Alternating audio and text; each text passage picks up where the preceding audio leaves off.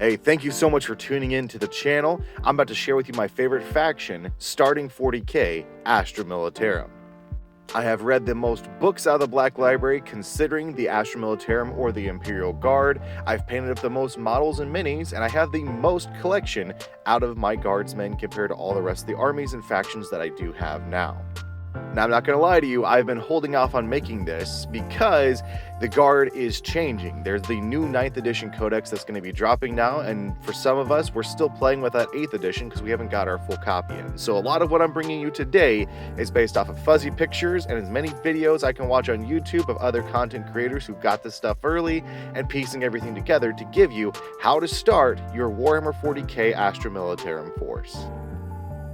Now, I'm going to be kind to you, and I'm going to give you two different methods on how to build up your army. I'm going to give you the one box, just like I did with the orcs, where you buy one box and you kind of build and kit bash your army up. And then you also are going to have the way that I'm currently building up my combat patrol army for my very first few games with the new Astra Militarum Codex and what purchases you should make. Now, going budget with the Guard is totally different than how I did it back in 8th edition. We're still going to rely on the one box purchase of the Brood Brothers, which comes with 11 miniatures. In reality, though, it's giving you 12 different guardsman bodies that you're going to use to build your very first legal patrol detachment. We're going to be building the Cadian Castellan, and then we're also going to be building just a normal infantry squad out of this one box. And I'll tell you how.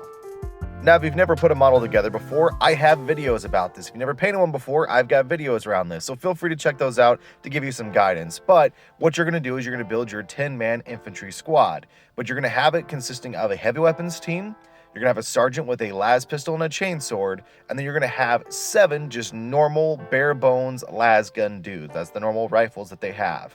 I'd recommend giving one of them a Voxcaster if that's what you want, but you don't necessarily have to go that route.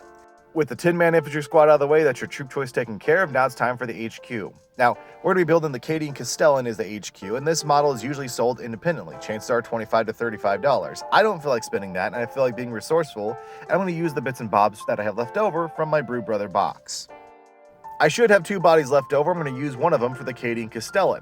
Furthermore, then I'm going to utilize that leftover chainsword and las pistol. Even though they are pictured with a power sword and a plasma pistol, these weapons are still eligible for them to use. We're going to then make sure that they either have like the pointy arm or maybe the shouting arm from the heavy weapons team to make it look like they're shouting orders or sending their guys where they need to go.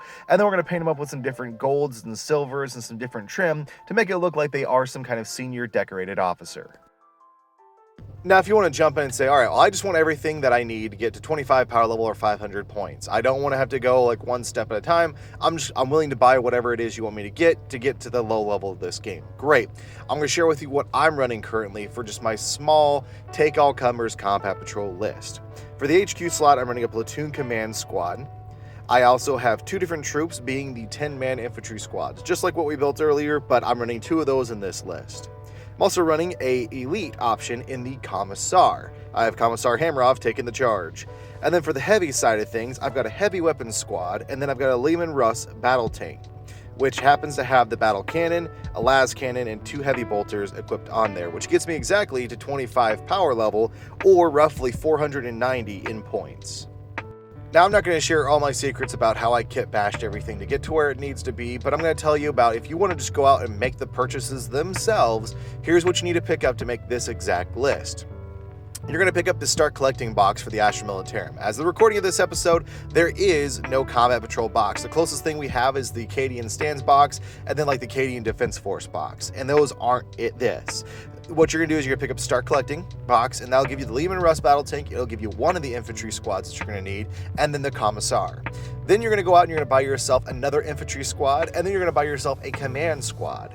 And then it's up to you to decide. If you want to go through and buy one more base for another heavy weapons team to make that heavy weapons squad, you could, or you can just go out and buy another heavy weapons squad box. But you can cut some corners here and there, you can do a little bit of kit bashing, converting, and make your models to where you want them to be. But as of right now, that's how I did it.